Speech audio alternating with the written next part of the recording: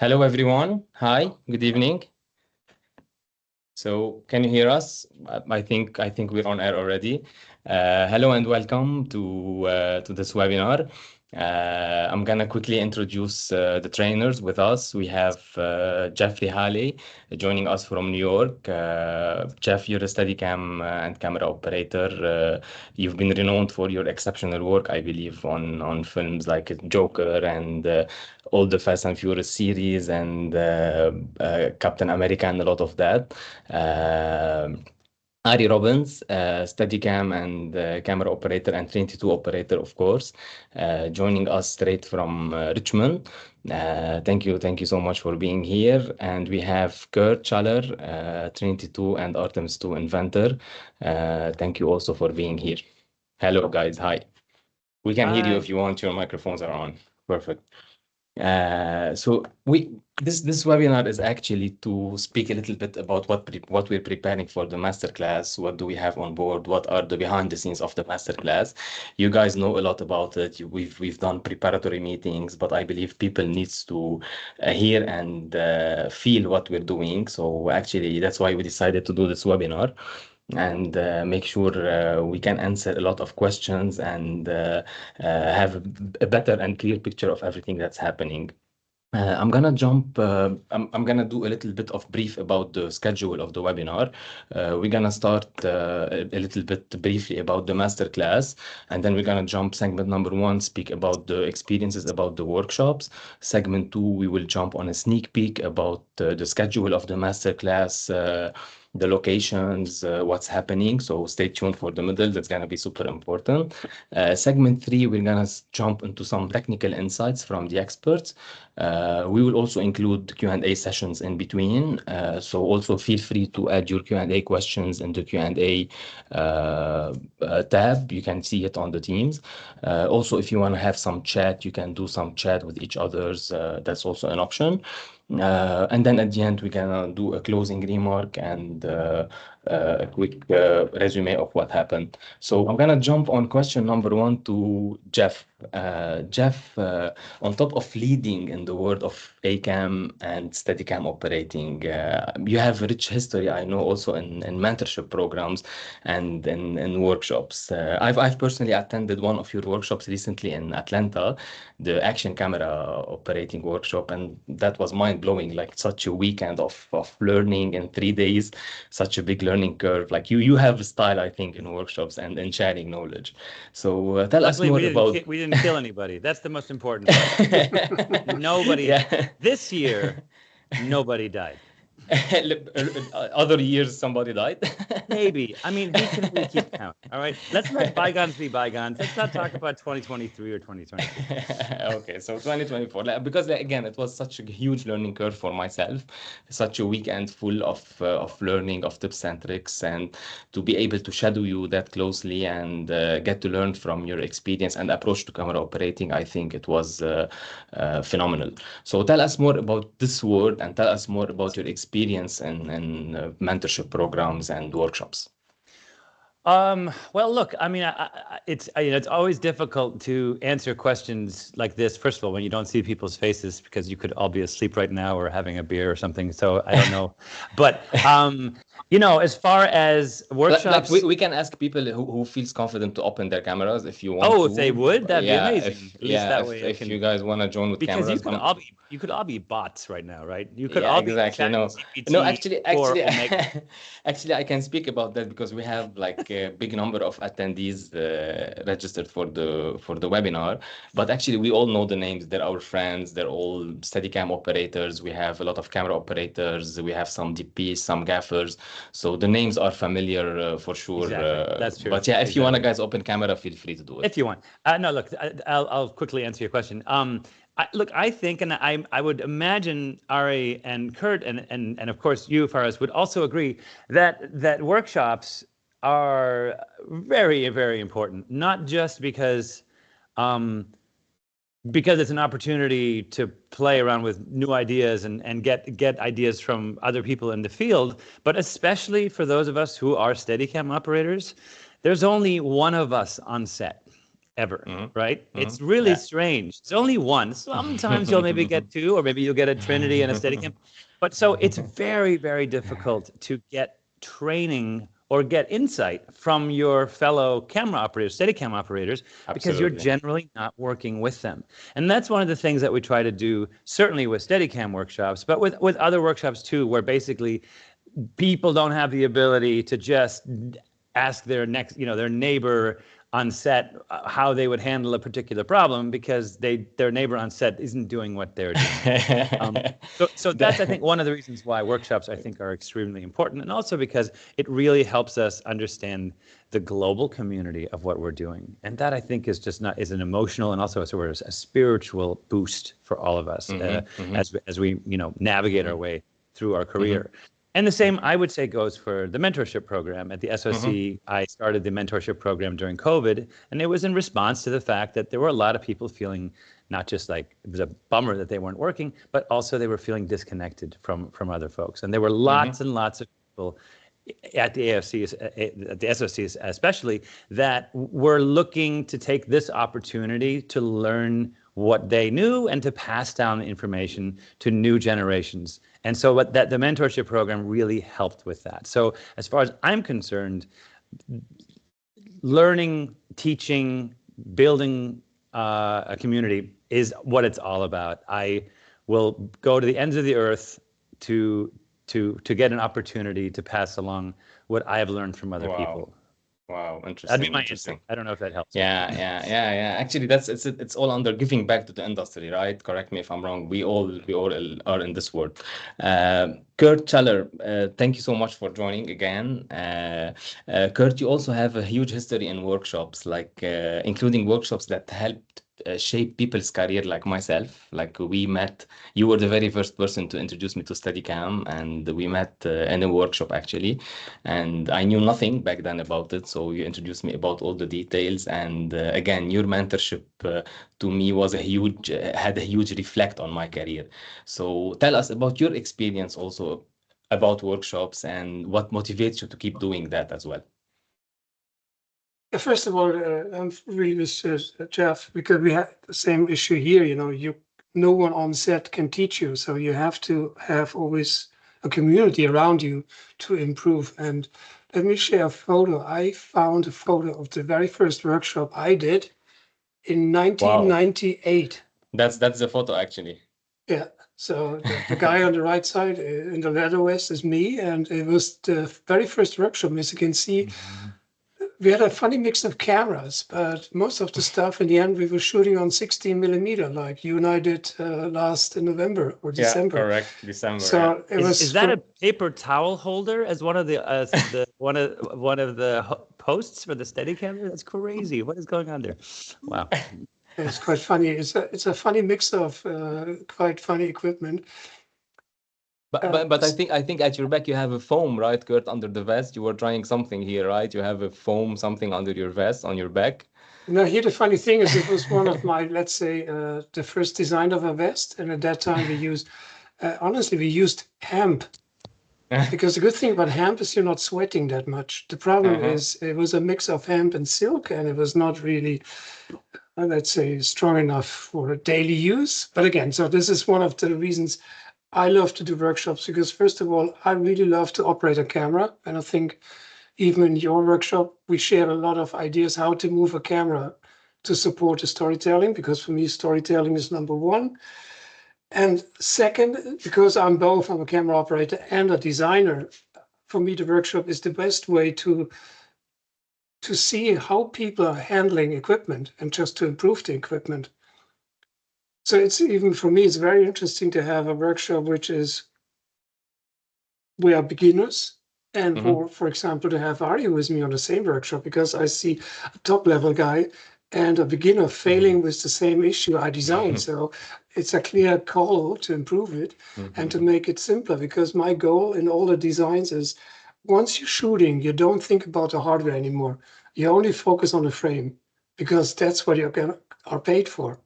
Absolutely. You're not a technician, you're a camera operator. We're just using something different to operate a camera, to move it, So wait, you're getting paid? Hey, wait a minute. Not anymore since I'm working, but not since I'm not a freelancer. Yeah, I'm fully with you. Not that much money anymore. But again, this is my, let's say, my motivation, because I really love to watch people operating and to see how to get more out of them. And the technology should support these talents as much as possible without eating up their time. That's interesting. I can jump to Ari here, because Ari, this is your actually first time leading a workshop, like which actually make it super exciting for us. You know, that's a pleasure for us. Thank you for this trust. So tell us actually what motivated you to take the step, and what are you looking forward to sharing with the attendees in the masterclass? I heard we were getting paid. That was the no. I think it all boils down to, I know when I took my first workshop, every one of those instructors, I can still hear the things that they told me. They always have stuck with me for as long as my career has been. And I think sometimes you get, as a teacher, you can put, just one sentence out there that can really help someone do everything they wanted to do with the technology, the devices we have. And so if I can kind of help myself, get myself out there to do that for someone else, then I think that's the greatest thing about doing it. And I also think, I guess, because it's the 50th year anniversary for Steadicam, when I finished my workshop, Garrett said the one thing that makes you a certified operator was that you give back to others. That was the prerequisite, or that was the must do. And I think that's the most important thing to hold true. So that giving back, and then I think the truth is you actually learn more as a teacher, I think, than students sometimes, because there's vocalizing some of those things reminds you of how to do it. And so I always could use a refresher, every day after a job. And in fact, sometimes a lot of the times after a job, you're like, maybe I need to go back and learn a few things. And that's the positivity of that. There's always something new to learn and to be a part. So getting to be on the other side of that is the greatest gift. Absolutely. I will add one other thing too, which is, which none of us have said, which we should say. They're also unbelievably fun. Workshops. I mean, I speak with people. Sure. I personally taught probably 10 different workshops in different pursuits, and the people that I've spoken, and it's over the last 15 or 20 years, and I run into people that attended workshops that I've taught years and years ago, and they consistently say, you know what, that workshop that I took in 2017 or in 2015 was like the high point of that year for me, just on a personal sort of fun level. So that's the other thing. I really think that it's a great way to share a community. Yeah, well, actually, the fun part usually comes when we wrap the workshop on the day, because it's operators that goes after for a beer all together, you have a table of 15, 20 operators, they're all in one place. So that makes it interesting. And Ari, just to point about something, correct, it's nice to be on the other part, but I'll tell you something, you cannot imagine how stressful it is actually to operate in a workshop versus operating on a real set, because on a real set, you know what? Because actually on a real set, exactly, because on the real set, not everyone is looking at you, not everyone have some expectations from you. So it's like next level of pressure operating from on a set with surrounded by expert operators. That's why I think that on sets from now on, they should bring multiple people on to do the shot one after each other, and that way we get motivated to try to do a little better job, and the director gets the best take, and you know what I mean, add a little competition into it. Exactly, because that's something we're gonna implement actually in our workshop. That's something I'm gonna speak about next, because I can jump on a sneak peek about what to expect from the masterclass. So as an overview to the masterclass and what makes it special, I would say, either in the way let me quickly here introduce about FilmCare, because FilmCare is my brainchild. We're introducing to the market a new style of workshops, what's really kind of a small gap we're filling. So what makes our workshop special is that besides we're going so much into details and managing the workshops and organizing them, we go that extra mile further, but we also emphasize about the importance of running a real shoot during the course of the workshop, because kind of to create this environment and to simulate a real set and allow operators to practice under a real vibe. We called it masterclass for a reason, and mainly this reason is that I think if you guys, Jeff and Ari Robbins, are gonna teach on a class, it has to be a master class, because we can only expect master tips from you.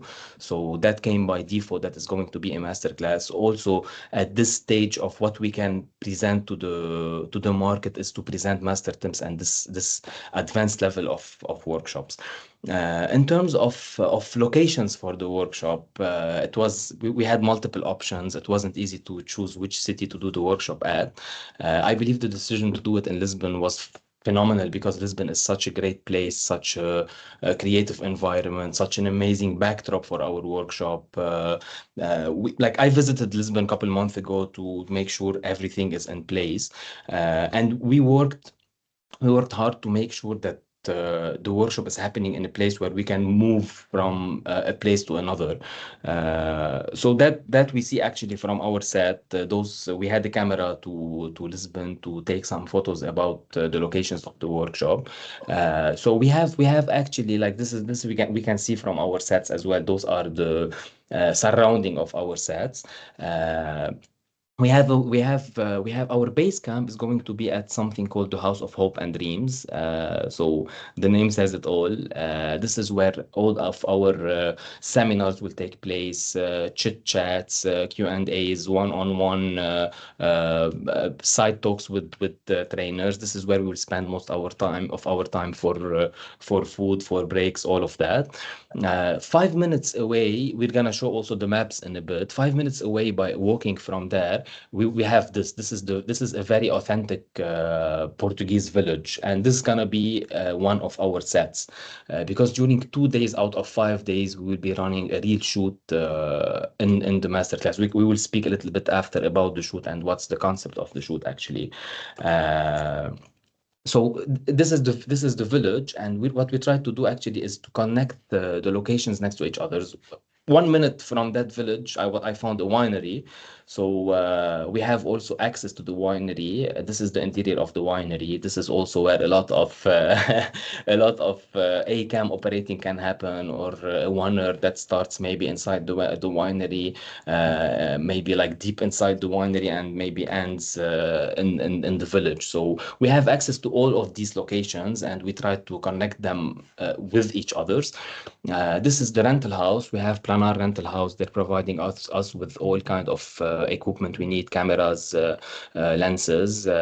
So that's the whole idea, is to connect locations to each others and be moving from one place to another. Yet at the same time, those places can become our shooting locations also at the same time.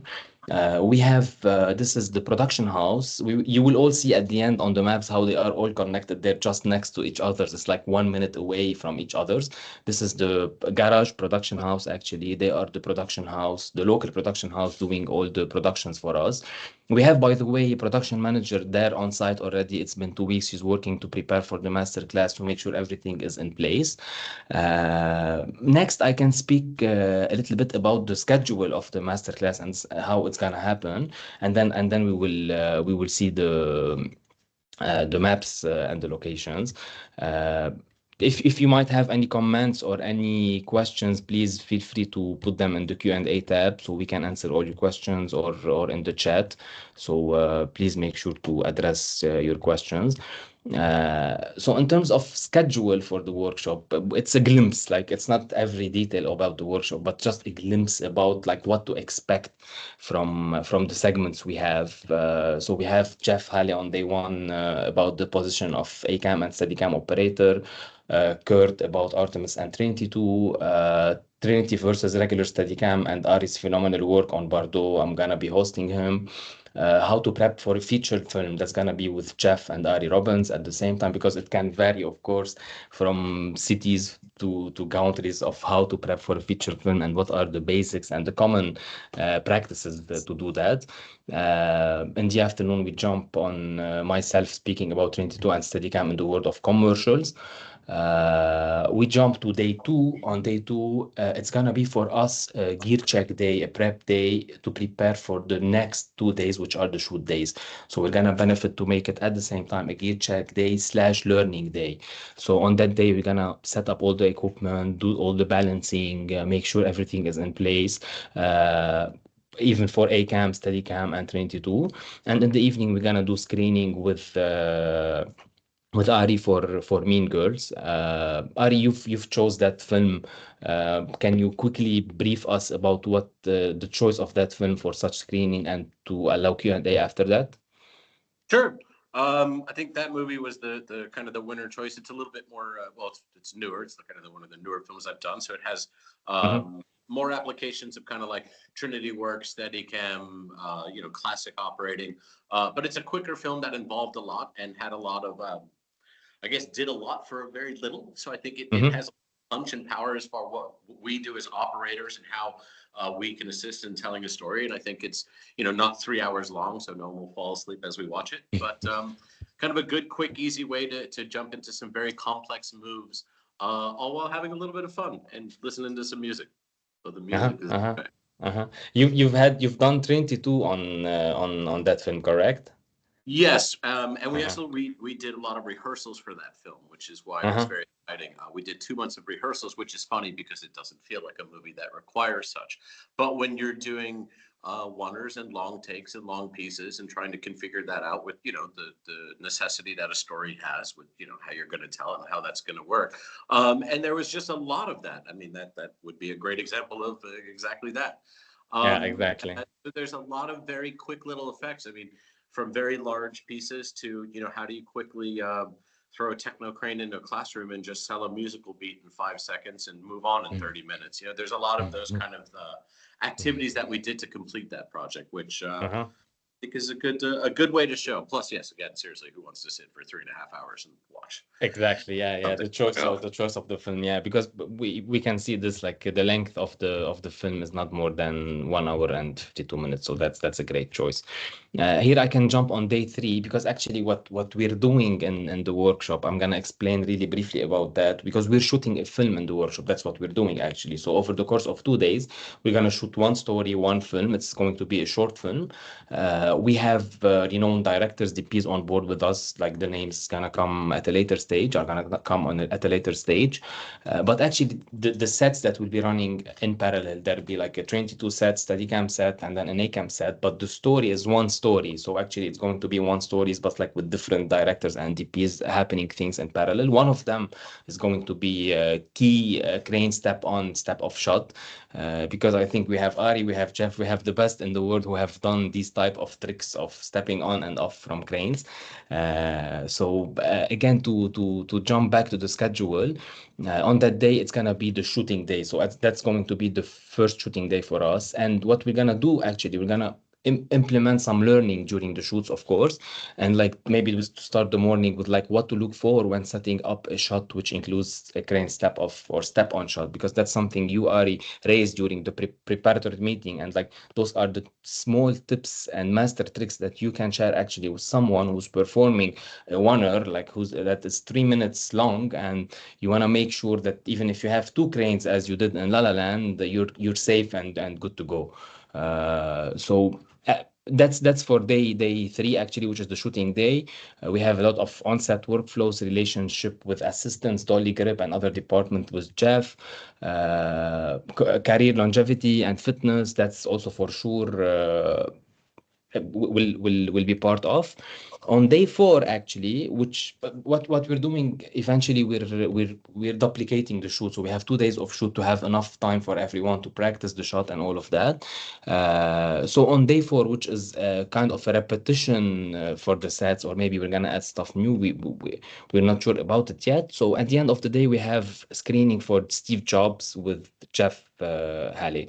So Jeff, I've seen actually the film another time a couple of weeks ago just to focus about the Steadicam shots. Like I've seen it back then, 2017, but I wasn't watching it with the mindset to do a screening for it at the masterclass, and to know what to expect. So tell us about your choice for this film and why. There's plenty of Steadicam, enormous oners, and I think the whole story was based on telling it through Steadicam. So if you can tell us more about that. Well, I'll tell you this. I've done 104 movies. Actually, I'm about to start my 105th movies. And that is not the biggest movie I've ever done. It's not the most recent movie I've done, but it is by and far one of the funnest movie I've done. Danny Boyle is an amazing director. Aaron Sorkin is an unbelievable writer. And I mean, Fassbender and Kate Winslet and it was just amazing. Alvin Kuchler, who was the DP. And one of the things about it that I want to talk about is the fact that I was hired because I sometimes basically the entire movie is nothing but Steadicam oners, but they don't look like it. What Danny wanted was he wanted the actors to be able to do a scene in acts. So each scene, each take is about 18 minutes long. So that they could basically do it like a stage play. And so we basically said, all right, so we're going to do each scene maybe 6 or 7 times.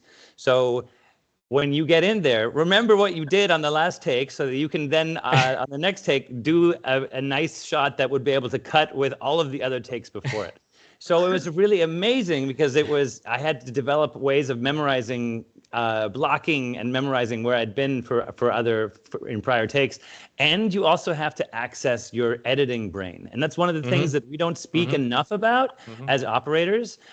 We really control editing a lot more than we think, and oftentimes more than DPs and even directors, but with the way where we put the camera, how we move it, why we move it. And so this movie, as fun as it was unbelievably exhausting, partly because it was just a brain twister all the way around. So it's going to be fun to talk about. Yeah, correct. Like I've seen at some point that like the shot is done, but then the coverage is still happening on Steadicam, like small push-ins toward the close-up. It was still not to lose the vibe of the shot. Okay, that's all good, I think. So we can jump here about the maps actually to show people how things are being divided actually, and what's the vibe, because like I know I wanted us to move from place to another, not to be spending all the 5 days in one place. So that's why we created this idea to move from place to another. Actually, that's what you can see on the maps, like the House of Hope and Dreams, which is the base camp, is on the top, and 5 minutes walking from there we will jump to the whole area of the workshop. This is where like the rental house, the production house, the winery, and the village are all next to each other. So this is where the shoots will happen on the 2 days. Most of our time will happen also at the base camp. And then next, actually, when we're gonna do the screening, because the screening is like 15-30 minutes by car depending on the traffic there, we will have a bus actually to take us to the screening. The choice of Lisbon specifically for this masterclass came to mix actually leisure and learning. Like it's easy to do it in a place where there's no fun post workshop, but we wanted to make sure that it's a kind of a whole week, whole retreat thing, that people will come to spend a shoot and the masterclass with you guys, and also make sure to have fun. My office will be at the winery. If anybody wants to find me, that's where I'll you and Curt, I think. You and Curt will be there, I think. Okay, we can open the floor for Q&As if we have any Q&As. So guys, please, if you want to ask any questions you might have, either masterclass related or related to any other topic you wanna have, so please feel free to put them in the Q&A. Apparently there's no questions, which means everything is clear so far, and we're proactive actually answering the questions. So or they're all asleep. All asleep. No, actually, we're not hearing. Oh, wait, it's a little bit... there's a hand that went up. I guilted somebody. I said somebody saw a hand. And a hand came up. I knew it. Frank, actually, that's yeah, but like, yeah, I think this is the disadvantage between a webinar online or having everyone in a theater, like having 50 people in a theater, because we have in the room already like 50 to 55 people in the room. We have one question actually that we can take, which is it's in the chat. Yeah, any tips on transitioning from Steadicam to Trinity operating? Maybe Ari can answer that, right? Because actually it's not a transition, like it's never a transition. It's something, it's a complementary thing. It's not a transition actually, but yeah, please go ahead. Yeah. I think probably probably the easier way to transition from like any of the more like complex Steadicams from the original is to probably follow the basic of keep it simple, stupid. That's honestly the easiest way, because you get your hands on a lot more options, and that's kind of is there's a lot more things to adjust, to move, to bounce, to create that comfort that you're used to with Steadicam, which is, you know, with your Steadicam, you put it on, everything is so familiar, you've been wearing it for years, you know, and then you get this crazy rig with a lot more. And that's kind of, I think, the easy way to start the transition is to start simple. Don't make too many adjustments. Don't try to overcomplicate where things go or where they need to go, and start thinking about it like, okay, what do I like with Steadicam? How does this work when I apply it to the Trinity 2? Do I like this? Do I not? And sometimes those little basic things that you do might get you further into Trinity, a kind of awareness, because you're slowing down that idea of like, oh my God, it's falling a little to the left. What do I do? What do I do? And it's like, okay, well, what happens when the Steadicam falls to the left? You know, you adjust for that. So the idea of transitioning is just keep it simple. It's a lot of new gear, and you're going to learn it as you need. Some of those specialty positions you'll get into, or a specialty like balances when you get harder things in Trinity will come up. But I think that's the easiest way to start. And then when you're operating it, think of it as a Steadicam too. I think there's this desire to do like a lot more movement and adjustments for this big device. And it's like, no, you're still just operating just as you normally do. I think you are, in particular, you're very famous in that, you know, like I've seen you operating before, and you really just do it, you know, like you really like just do it, you know, you don't really think about the technicalities behind it, you know, you just do it, but it works, you know, like you have something. There's always an area for kind of having more of that and less, and sometimes I think we have to, as operators, kind of figure that out for ourselves, where if it's just a small push-in, maybe you don't have to go crazy with all the details, but then all of a sudden that push-in becomes a lot more complex. You know, oh, well, you know what, now that we've pushed in, I want to go left, I want to go right, I want to go up, I want to go down. So it's an approach of kind of being ready for both, but I think that works way more with the Trinity than it does like when you're, you know, with an average Steadicam shot, because you have to think about more. A lot. A quick question here, that's for me. Are you doing dual operating recently, or you're still doing everything by yourself? Are you having someone to control the head like wirelessly, or not really? No, Not really. really. Man, hard questions right into the thing. There we go. I still am weirdly one of those people who don't believe in having someone to give the wheel work for me. I'm not saying that it's a bad or good way to do. If a cinematographer requests that, I'm sure it's something we can rent, and I'm happy to do so. But the reality is that I feel like I've spent so much of my time and effort mastering what it takes to operate a Trinity with both hands working in conjunction, that adding a new timing to that becomes too complex for me. And I found it in tough positions where, you know, you're going in at a certain angle, and that's when the DP decides to operate it, but it's like 2 more inches later would have given you more time. I hear you. It might let you lose the momentum. That's what, and the harmony thing. It's like being a cook, and then someone just, while you turn around, throws salt in it and goes, how's that taste? It just can't work as well. But again, not to say that that's a wrong way to use it. And I do think there have been times where I'm like, you know, I would have had a much easier day if I were willing to relinquish that to someone else. But again, that's a choice. And there are details, and there are shots where that might come in play, where you absolutely need to do it. Absolutely, With crazy Trinity Oners or big advanced shots, that's one of those things. Hopefully you have that time before getting there to kind of know that, and then could apply that tool when necessary.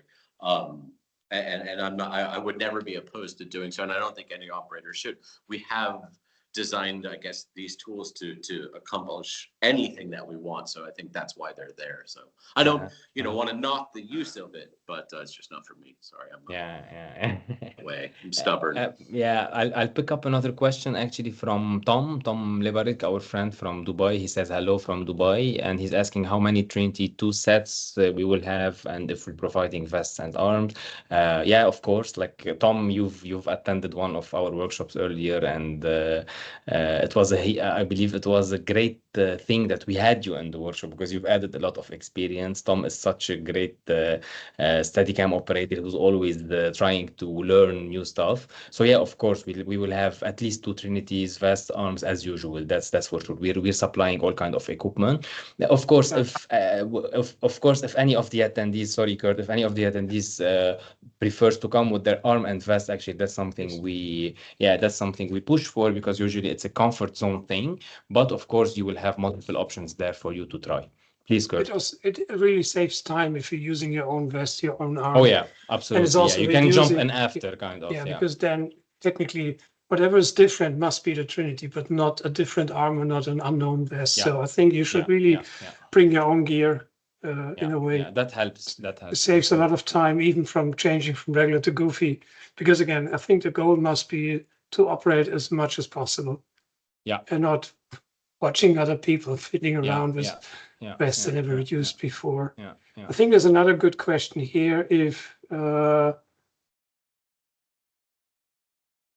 this is a kind of an Ari workshop, I think again. No, actually, the question is like, what's the difference between this and an Ari? Yeah, like again, this is maybe I can step in quickly. Kurt? Yeah, please. I think the idea of the Ari workshop is that it is your first approach of a workshop. You come to the Ari Academy, and we run you for 3 days or 4 days, depends, through the technical aspects of the products, and there you can get an Ari certification. I think what we do together with FARES, this is why we call it a masterclass, because we're focusing on shooting. We really try to simulate real life on a real set, and we're going to push you for a lot of stress in a good way. Yeah, exactly. To have this simulation as much as possible. Because actually, if we do a real set without stress, then it's not a real set. So there should be stress. That should be the real vibe, because that can change the whole game.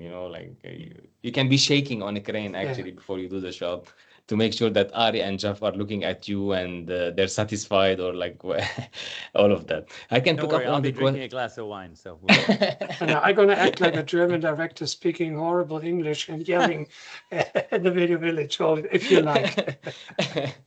There's another nice question also from someone asking, do you have any tips for DP to better communicate and work with Steadicam operator, better understanding to possibilities to maximize possibilities? That's the question. But Jeff, maybe you want to answer that. You're very, that's a tough one. Yeah, that's why I gave it to you actually. Yeah, there you go. Look, I'll try to keep this short because the answer can take up a 5-day workshop in and of itself.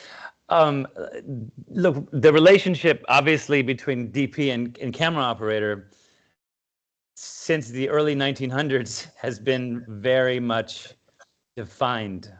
And then the Steadicam came along, and it started to muddle the waters just a little bit, because a Steadicam operator, one of the benefits, and of course a Trinity operator, sorry, I don't mean to not say both, has the ability to think for his or herself a bit, and is able to take a little bit of what might have been a cinematographer's true vision and add to it and collaborate in a responsive, improvisational, sometimes sort of way. And a Steadicam operator can also, Steadicam operator is sort of an operator and a dolly grip at the same time. And dolly grips are, as we all know, are very, very smart with spatial awareness on shots and how to achieve certain things in the physics of stuff. And so I think the issue with having a good relationship with the DP as a Steadicam or Trinity operator is remembering the heritage of the relationship between a director of photography and a camera operator, and the lines that have been drawn, and the fact that at this point it's good that the more collaborative you can be, and the more obviously at the end of the day, what are we trying to learn? What are we trying to get, right? At the end of the day, we're just trying to get our next job.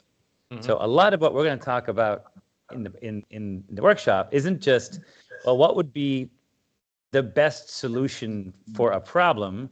I'm always going to bring it back to what really kind of matters, which is here might be the best solution when talking with a DP, But you might approach it a different way, because that solution might get you a solution to the problem, but also get you your next job. And that's what makes it a masterclass. The fact that we're talking a little bit more about the nuances of how to communicate with those people that are theoretically your superiors, but at the same time, you're having to work collaboratively together, and you need to make sure that you're not stepping in other people's rice bowls. At the same time, you want to be invaluable to the process, because if you're invaluable to the process, then they'll want to bring you on to the next one. That's what I'm saying. That's an incredible answer, I believe. We have another question I'm gonna pick up before we resume the agenda of the webinar, which is from HA. Will you focus more on how to operate the Trinity or Steadicam, or is it more about using both on an actual film/TV commercial set? Actually, we're gonna focus on the three words like Trinity, Steadicam, and ACAM, because like Jeff and Ari, they also do a lot of conventional operating. Because that's something I wanted to ask. Like, actually, what's the percentage of your work? Like, how many, Jeff, for example, 80% of your work is conventional and 20% is Steadicam, maybe on a film, or that can, of course, it can vary on the creative part, but I mean in general. On a big budget effects movie, or like on a big budget action or something movie, I would say it's probably 30% Steadicam. Steadicam, yeah, I can tell that's the ratio, yeah. 25% technocrane, and maybe the rest is conventional, or maybe 25 and 30. The techno and Steadicam for me switches back and forth sometime, but between most of the stuff I'm doing on a big movie is usually either techno or Steadicam, not that much conventional. Yeah. But I don't know, Ari, is that what would you say? It feels kind of the same. I mean, it's like one or the other. And I also always feel like some days, technocrane and conventional kind of just get kind of thrown in the pot together a lot, where like you're just, you're in a big place. So you're like, well, why would we go off the technocrane? We'll just stay on this for a lot. So I feel like the conventional aspect, it tends to be more, unless you get one of those films where like the first phone call's like, we're going to do a lot of Steadicam, and then and then the only difference I think would be like that same 30% feels pretty accurate for like all Steadicam. I'd say when you get into Trinity, that can vary. Sometimes that would be dead in the middle. Sometimes it's like, wow, I've only done like only Trinity on this show, so it might fall in 15-15, or you find yourself going, you know what, let's just stay on the Trinity. And so then you kind of, the Steadicam sits aside, unless you get one of those really complex shots that you're like, you know what, and on one of the movies, the movie will screen, there was one of those. So I feel like that's accurate. Yeah, it's like 50, 60, 70% conventional, which might lean into technocrane, and then 30%. Of course, if it's like a crazy, frenetic film, then I think like when you're going into a handheld film, it feels like all for sure. That tends to be so. But you tend to find out. I feel like we always get to find out a bit more, and I've had maybe once or twice where you come in with a big plan, and then everything changes, like on the first day of shooting. So it's rare that like you tend to know what you're getting on the rehearsal. But it's. I mean, I think that's the thing with a camera work as well, is that sometimes it's whether you're operating each one or each piece at all. If you're an A camera operator who doesn't do Steadicam and Trinity, you're still doing 70% of the work, because there is still so much. So a lot of it is kind of I don't know. I feel like you use everything and all of it, and you don't think about the specifics of how much will be at play. You're just kind of going with it, and it all just kind of unravels out. Like Curt said, like Curt said, at the end of the day, it's all about the story, right? And you're right. We don't think about what's the right tool. The question is, how do we want to tell the story? And you probably, I think I just sort of walk toward the Steadicam stand, or I walk toward the technocrane controls, or I walk toward the dolly without even knowing which one I'm walking to, because just like, of course, the story is this, so of course I'm going to walk over to this thing because that's the right tool for it. But we don't really think about it. And that's the kind of the fun of having all of them kind of at the disposal, is understanding that you're only going to make the choice, no matter what it boils down to. It's going to go story, and then the physical like reality, and can it be done on that tool? Those tend to be the first questions, like what is going to be the best moment? how are we going to achieve that? And then, okay, so how do we fit this crazy thing into this small location or something? And then it's figuring out, okay, so we got to go through that tiny window. Okay, what are we going to do?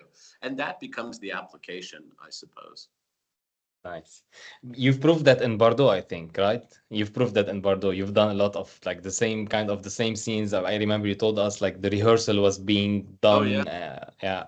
That's Which is interesting. fun and a rare thing. But yes, sometimes you have to go through and kind of see, and you get limited. There's with BARDO, we would rehearse like pretty much every tool, and sometimes that's required to kind of figure out. But sometimes you don't have that time to do so. It's just, and that one we literally rehearsed every tool for every shot to figure out. Jesus. Nice. That was a lot of fun. Nice. There's a lot of takes for figuring it out, and then you're like, all right, my body's pretty much broken. Okay, let's go do take one now. Cool, let's go. But it's Okay, so I'm gonna jump back again really quickly about the schedule just to finalize it, because we on day 5 actually what we're doing something nice, which is a small open day for operators to come from all over around to meet in one place. So on that day we will resume the workshop, but there'll be the open day happening, and then after that we will join the open day and then go to the wrap party, which is not to be missed. So with this, I just wanted to wrap the schedule and give a glimpse of what we're doing actually over the course of the 5 days. I can jump a little bit here about some technical insights and techniques from you guys. Jeff, like your approach to camera operating is quite interesting, I can say, because again, it's all about the approach, right? Like when I flew to Atlanta, I wanted to pick up your approach to camera operating plus other stuff, of course, but the approach is key for me, I think. So like at this stage of your career, you're an A camera operator, Steadicam operator in blockbuster films. You've kind of done it all, seen it all, flew everywhere, shot on the biggest film sets with the world's most renowned directors and DPs. Like at this stage of your career, what do you find particularly effective at this stage as a tip or a technique or insight you follow or you pursue in your career to kind of keep moving forward and allow the snowball to keep rolling? Well, look, again, tough question to answer. I will say, after 30 years of operating a camera, interestingly, my approach has become more philosophical and less technical. And so what I would say is that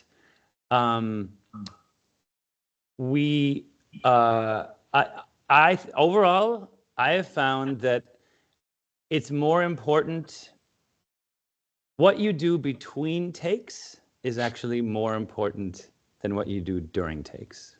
Wow. An overall sort of thing that has helped me a little bit, because at the end of the day, it is it's a relationship game, right? It's something that we all have to get along with each other, and we are spending more time with our coworkers than we are with our families, right?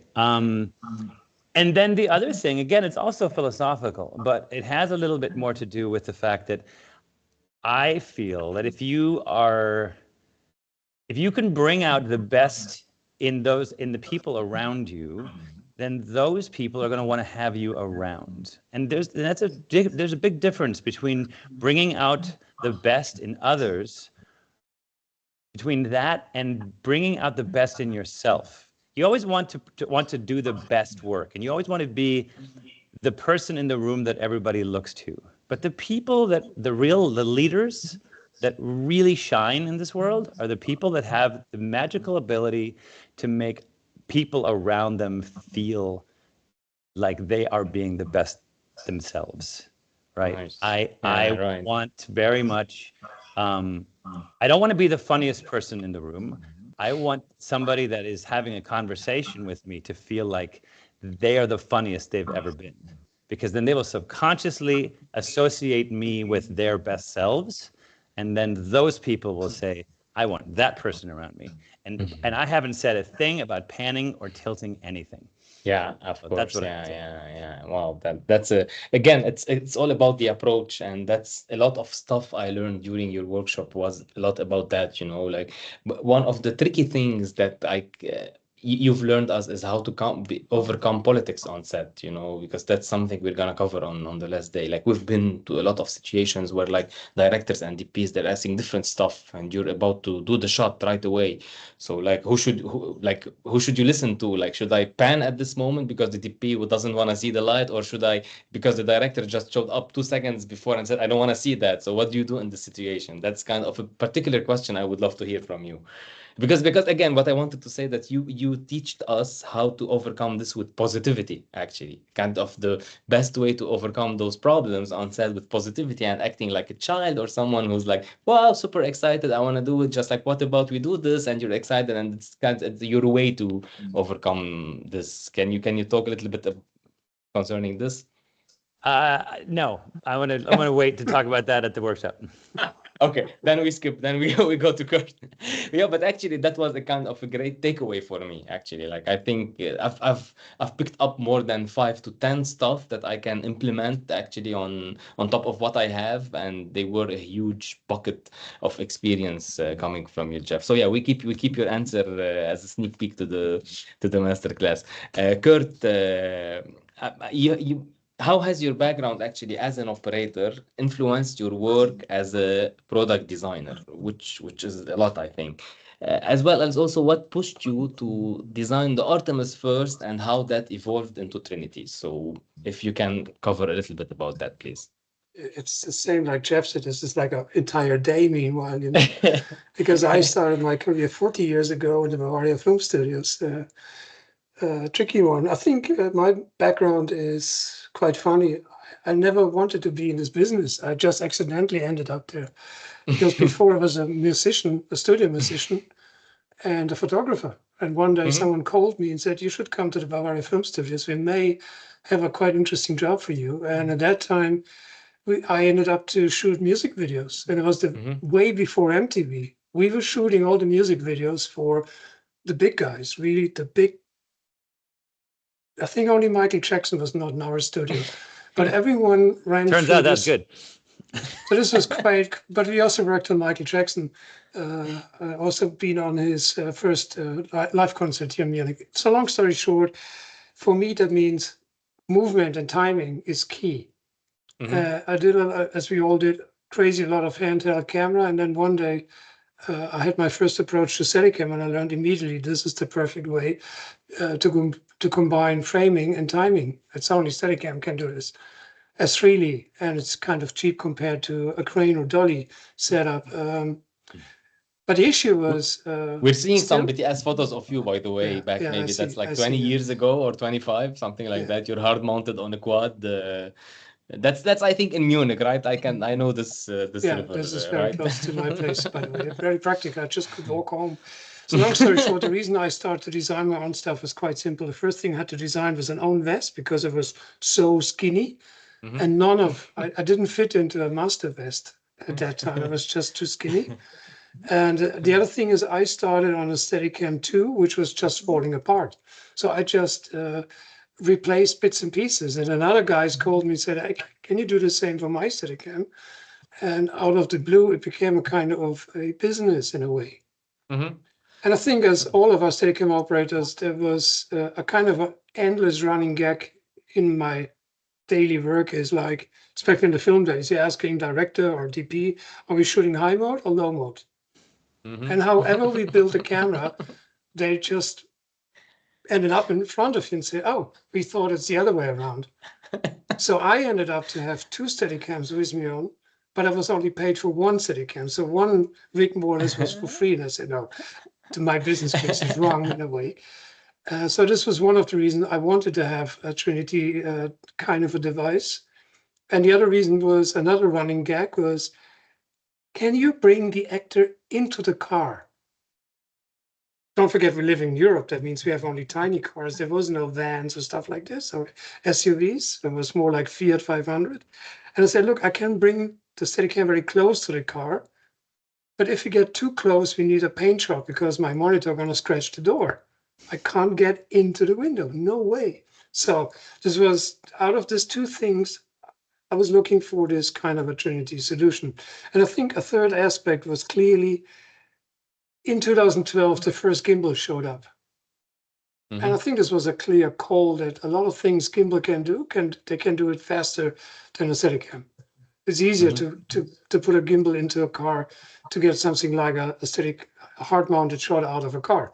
So even like here in Europe, the productions are very price-related. And so they said, oh, we don't need a Steadicam anymore. We do all the shots out of the car using a gimbal. So from that day on, because I will never forget this, it was 2012, there was a gimbal on the Canon booth while NAB, and I was still with Saftler, and I was the next booth to this little stage where they showed the first gimbal. And every 60 minutes, the guy was yelling at me, and he said, holding the gimbal up, "I'm gonna kill all Steadicams." And I said, no way, this will not happen.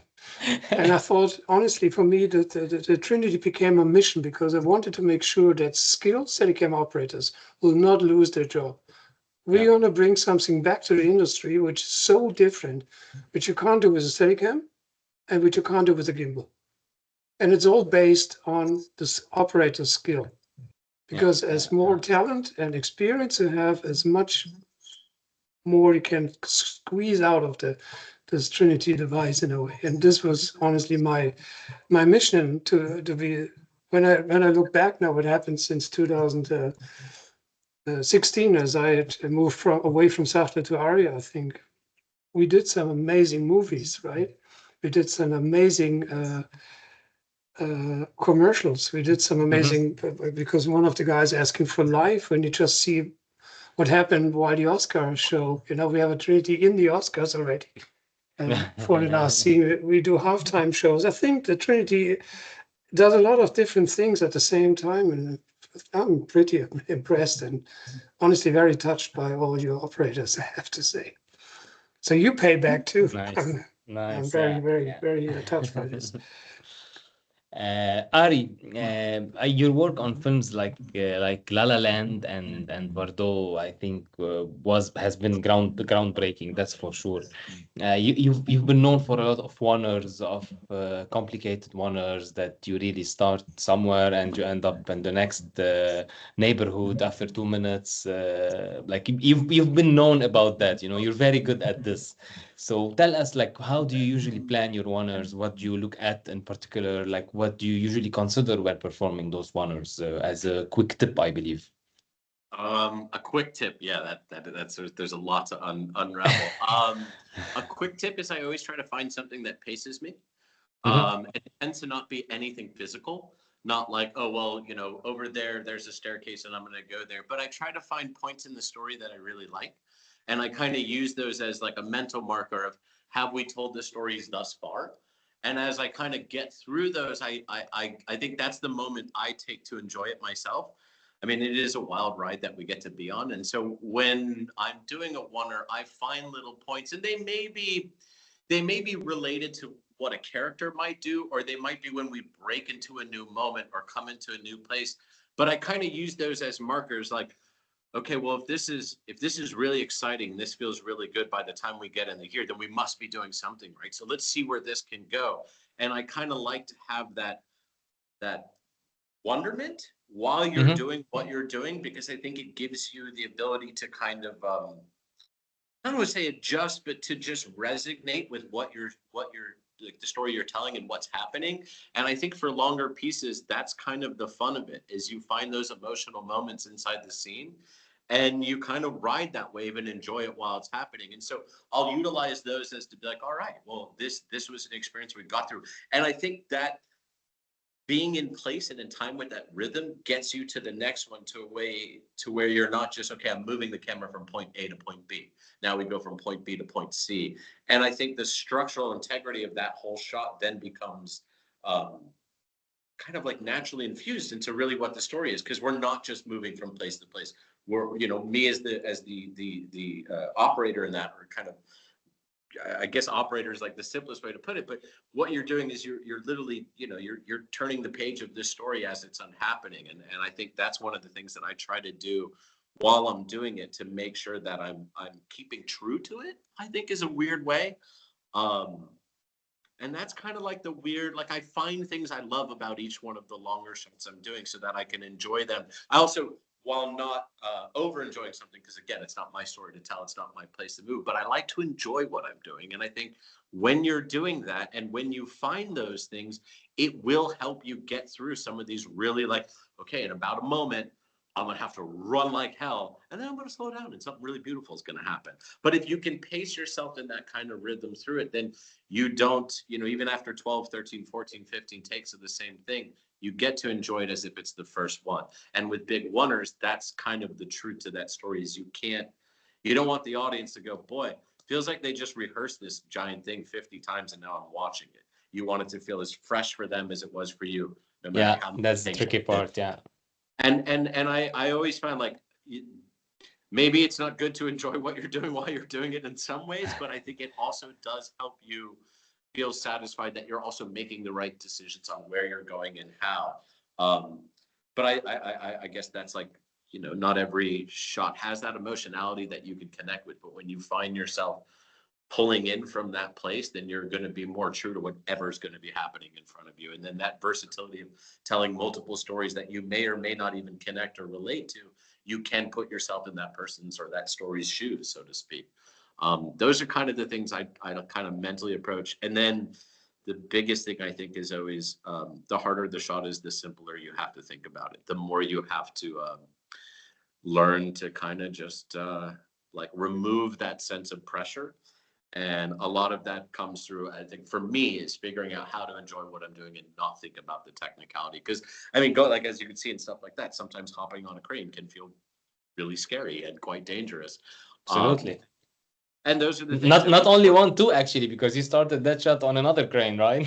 Yeah, and I'll tell you, when that thing shakes, when you're all the way up there, it'll make you want to lose your lunch.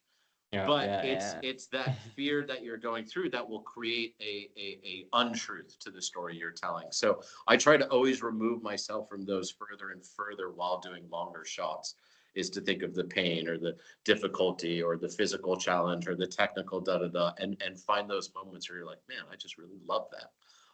Nice. Yeah. But again, there's like 1,000 tricks that go into that's also glossing over all the like little details of like, don't forget to do this when you're 4.5 minutes in. Oh, too late, you missed it. Keep moving. There's a lot. Okay, so we can open again the floor for Q&As. We've got already one question here from Alan Kelly. He's asking, Jeff and Fares, pleasure to see you both again. Ari, Curt, pleased to meet you. Perhaps less a question and more a somber statement. Oh, it's a statement, okay. But I find when I ask directors on the floor how they may cut a scene to help triage the coverage, too often it results in a blank look. Granted, I'm not consistently getting the quality directors you gang get, but still, it's as if editing is an afterthought rather than a driving force. Yeah, that's absolutely correct. This goes back to what you, Jeff, were pointing at before about to consider editing always while shooting, right? Yeah. Right. It's true, and you're right. A lot of directors, unfortunately, are not strong editors, and some don't really know much about editing at all, and that's a problem. And so that's when you have to put on your editor hat, and you have to be mama bear to protect poor director from him or herself, and just do what you can to give them something that's going to work in the editing room. That reminds me of a story happened to me like 4 o'clock in the really night. The producer called me. He was super pissed. He said, he will never book me again. Because what we did is, I worked on a comedy show and we produced one sketch in a one-taker. So they couldn't shorten the thing and it didn't fit in front of the commercial break. So the entire show was unable to broadcast because of that one-taker. That was your fault somehow? And he thought it's my fault. I said, well, there was a director. And he said, no, but you was overruling that director with your Steadicam. I said, well, I just made an offer because I knew the comedian was so excellent. If you really do it like the old days, you know, one shot, and the thing is funny, you're a hero till 4 o'clock in the morning, till the producer calls you. Well, to go with what Jeff was talking about with jobs is it's shocking how often you'll be stuck in the position of being like, so we have to find, do I let them leave right? Do I let them leave left? Okay, that's the simplest question. And you're like, you're already going to have to answer it all the time. But there's like I feel like every time we do a sequence, you're going to end up with choosing that, okay, if I let this person go here, I've cut off 2 or 3 seconds. If I make this decision to swivel right, now that actor can get out of the frame 4 seconds sooner versus than me being in this position and it takes longer. And then I think what ends up happening is instead of making the choice, you look for the options. How many options could I give this editor? If I take 1 step left, I've nailed him into a zone that says, well, when this character leaves, that's all you have. You have no other way to maneuver here. That character already left when we did to return.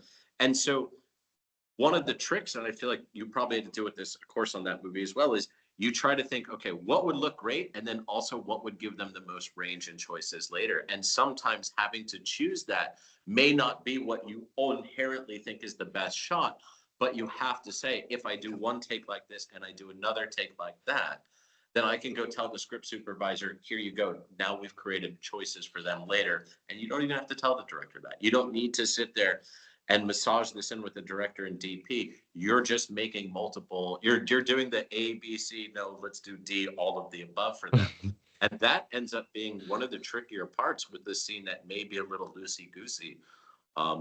That's the key, is like, how many choices can I give you later so that I don't have to get the phone call Curt just got, like that. Yeah, but I got also the other experience, because I worked for many, many years together with one director who came from edit. So he was super strong in edit, brilliant. That means every scene we could shoot the minimum because he knew this is exactly what I was looking for. So technically the combination of us two was super efficient for the producer, because we just finished before even end of the day. Everything was covered, because he had such a clear idea how to use the footage. It was absolutely amazing. Because again, still that's the biggest issue, that most of the directors have anyway issues with edit, plus the idea how to use a Steadicam or TRINITY or whatever is moving on the film set in the right way. I'm sometimes so shocked how poor directors are concerning techniques and let's say classic rules of editing. It's kind of come on. Because that's a good thing in my career, because I learned this accidentally in such a traditional way in the Bavaria Film Studios.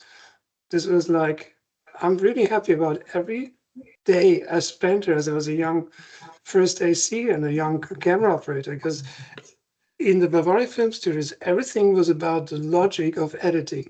Every camera movement we talked about before, and why we're going to do this that way. It was a kind of the standard maneuver, and this was still based on this. Brilliant. I'm happy for this, because a lot of young operators don't have the success to this kind of a thinking process, and most of the directors don't even know what the hell they're talking about. Yeah, and this is becoming very common. Like I've been in a lot of situations that we really work with directors that they really know how to deliver their ideas and what they're really expecting from TRINITY or Steadicam when you're showing up on set, versus younger directors that they are surrounded maybe with class A plus DPs or crew, and it ends up that those people are doing the film and the director is just being the one sitting behind the monitor. So we face this a lot. Like it's very tricky and challenging, and I believe we will be able to cover a lot about that in the masterclass. We still have one more question to answer from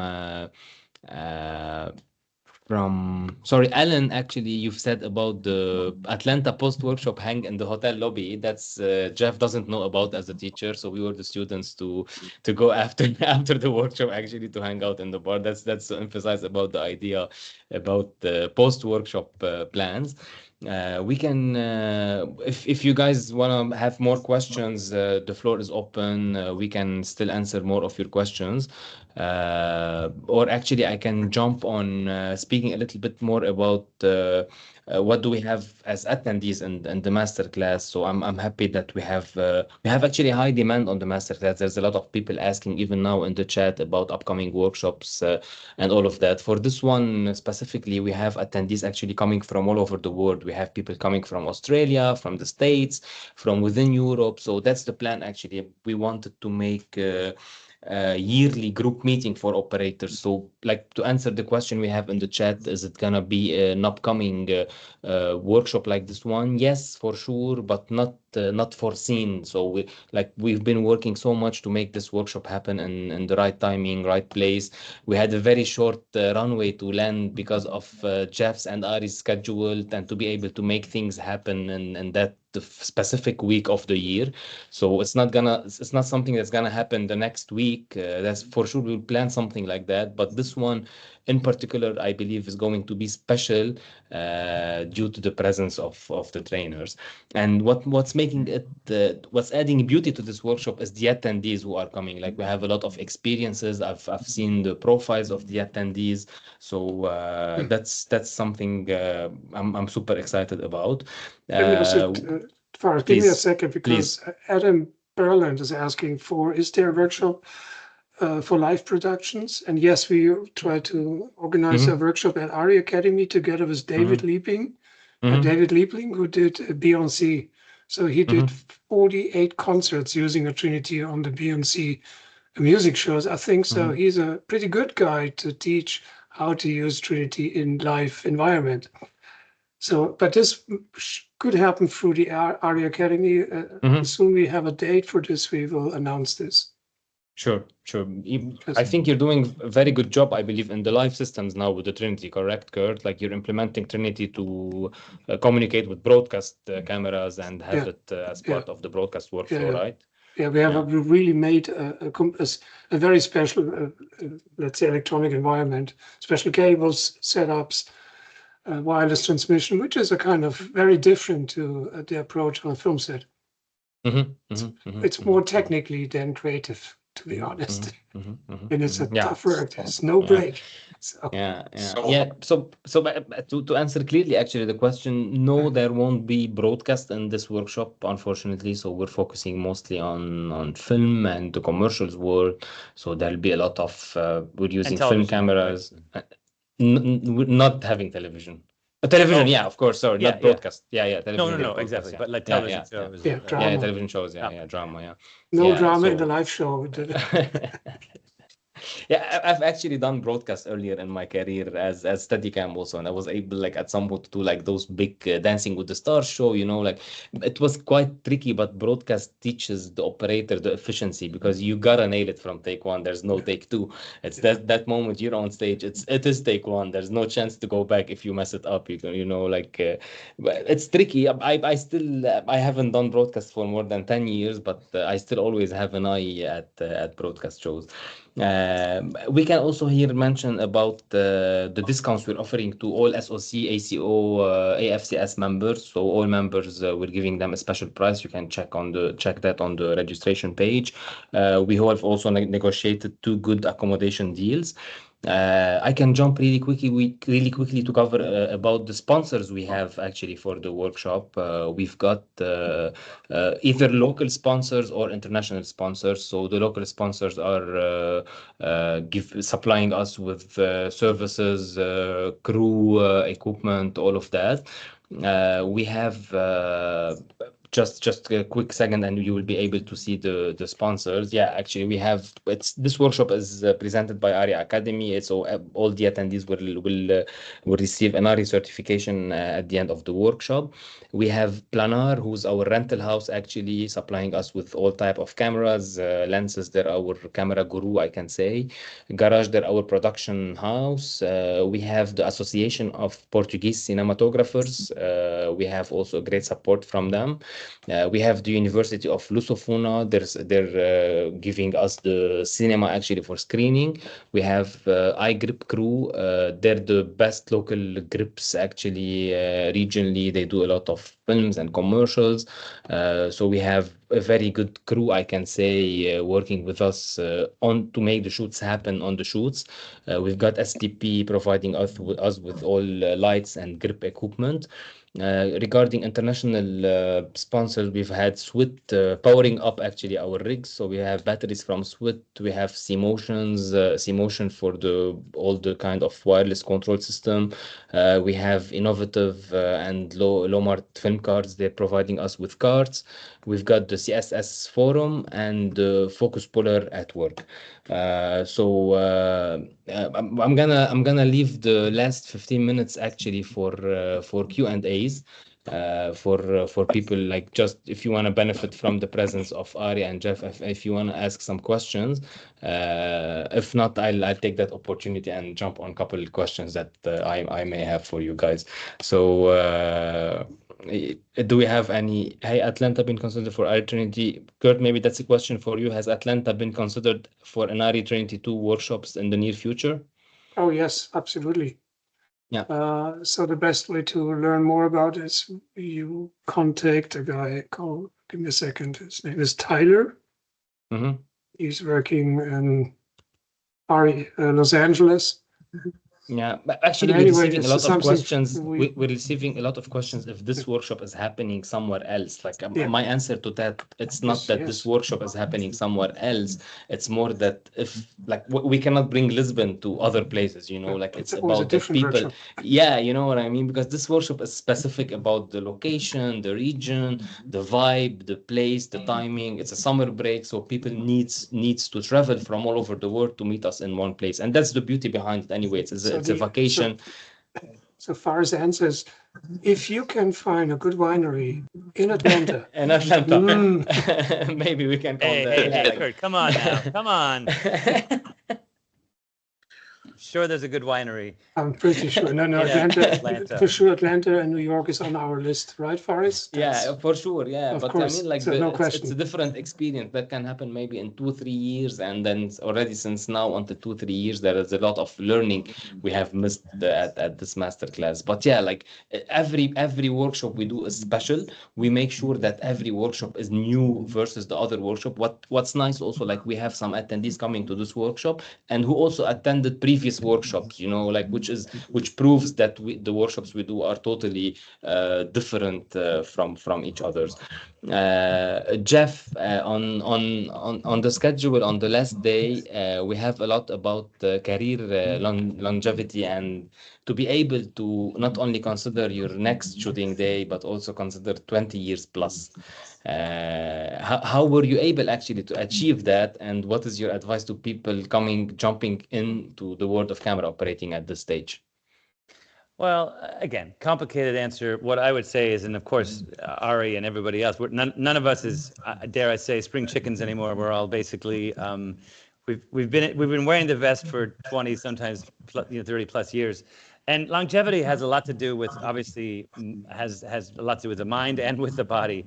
So I make a recommendation of types of physical activities to do to keep yourself fresh, and also the types of mental activities or the types of sort of brain exercises you can do to keep yourself fresh as well. Motor skills and things like that. It's very, very important to be able to have the kind of reflex that you did as a 20-year-old. And, you know, what you oftentimes, as you get older, what you lose in reflex, you gain in wisdom, right? But the hope is that you maintain the same level of motor skill and reflex and gain the wisdom at the same time. So I have a regiment that I use, a whole body wellness regiment that I use to try to, you know, keep myself in top shape. And, you know, these days I know that I'm competing against, you know, a 25-year-old Steadicam operator or Trinity operator who's very, very hungry and has a very, very big expensive lifestyle and needs to make money. So I know that, you know, it's not like at the golf, you know, where if I get to a certain age that I can play in the seniors tour, you know, I have to compete with the 25-year-old golfers just as much as the 50-year-old golfers. So it's very important but you're still winning so far, right? You're still leading. I'm still able to pay my rent. At least. That's But the all. good news is that Jeff, here's the good news is that most of the Trinity operators are older. It's an interesting thing. We don't have too Interesting. many very young operators. It's all very well established, experienced men. And women. And some very, and some here, but here's we've the, got wait, two women. because We've Jonas, got two listen, women in because the here's the masterclass. point. We have a young generation of female operators, and they are super hungry, and they're very good. So Yeah. let's see. Ari, a quick question about like what I like about this is that the Jeff, like 2 days ago, I listened to a podcast you've done. It was just new from Diop. That was quite motivational. Yeah, and I haven't heard it yet. I have such an amazing podcast, you know, and you know, like what I really enjoyed is that like you've really made it from the bottom to the top, which is like I think that's a similar story to Ari. Very bottom. I was like Oliver Twist. I was like in the streets begging for scraps. Yeah. That's a beautiful part behind it, actually. But Ari, you've also started from the bottom, I believe. From like nothing. From nothing. From nothing. Like, what would be the biggest advice you really give to operators starting or doing this transition now, and they want to enter this world or want to do what you're doing? What would be the biggest advice you can give? Do everything. I guess do anything and everything, really. I don't think that truth is, I think that truth is consistent everywhere, that the more you learn, the more you gain, the more you become more versatile, and that's only going to happen if you're out there and doing it.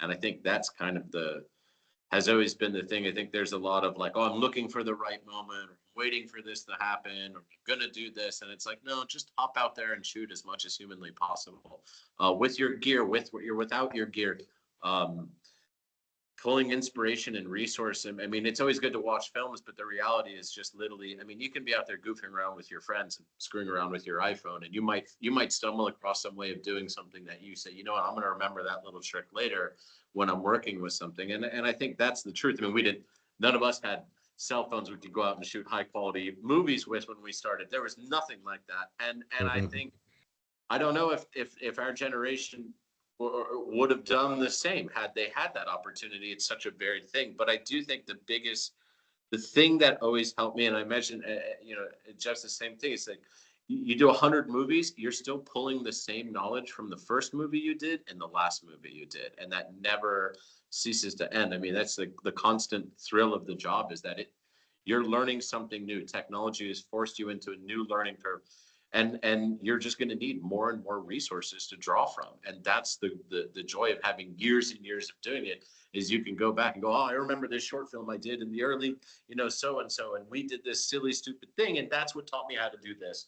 And now I'm that same silly, stupid thing, but on a bigger scale. On different level. I'm in energy.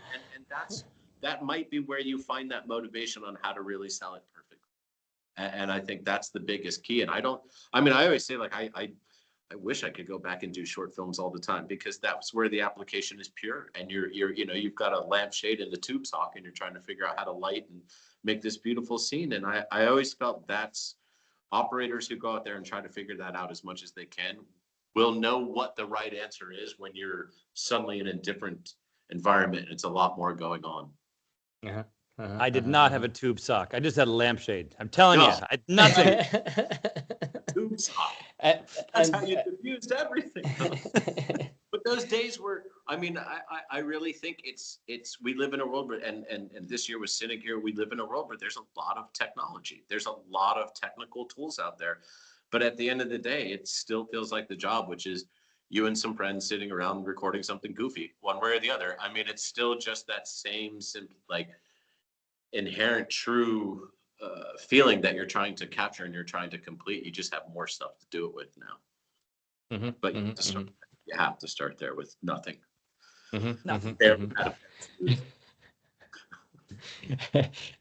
Please, Curt. Yeah, Chad, please go ahead.